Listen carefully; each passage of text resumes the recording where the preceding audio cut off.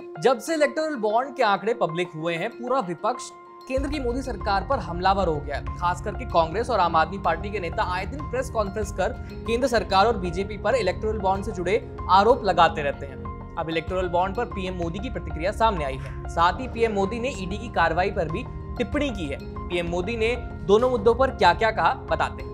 दरअसल एक Tamil TV channel को दिए इंटरव्यू में पीएम मोदी ने इलेक्टोरल बॉन्ड पर बात की। पीएम मोदी ने कहा, जो लोग इलेक्टोरल बॉन्ड को लेकर नाच रहे हैं, इसे खराब बता रहे हैं, वो पछताने वाले हैं। 2014 से पहले भी चुनाव में पैसे खर्च होते थे। क्या कोई एजेंसी बता सकती है कि ये पैसा कहां से आता था और कहां खर्च होता था?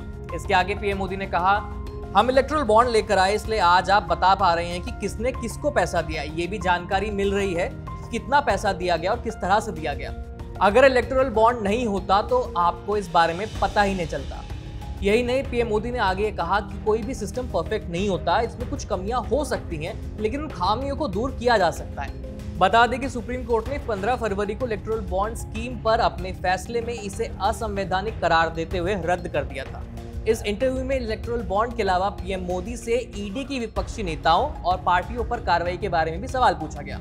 ईडी की कार्रवाई के बारे में बोलते हुए पीएम मोदी बोले, ईडी एक स्वतंत्र एजेंसी है और स्वतंत्र काम करती है। हम ना तो ईडी के काम में कोई बाधा डालते हैं, न ही ईडी को कोई निर्देश देते हैं। फिलहाल ईडी के पास 7000 मामले हैं, इसमें से 3% से भी कम मामले राजनेताओं से जुड़े हुए हैं। यही नहीं, पीएम मोदी ने यह भी कहा कि 2014 से पहले कांग्रेस सरकार के 10 सालों के शासन में ईडी ने सिर्फ 35 लाख रुपए ही जब्त किए थे। वहीं उनकी सरकार में ईडी ने अब तक 2200 करोड़ रुपए से ज्यादा राशि जब्त कर ली है। इसका मतलब ये है कि केंद्रीय जांच एजेंसियों का ऑपरेशन लीक नहीं हो रहा है, इसलिए भ्रष्टाचार पकड़ में आ रहा है।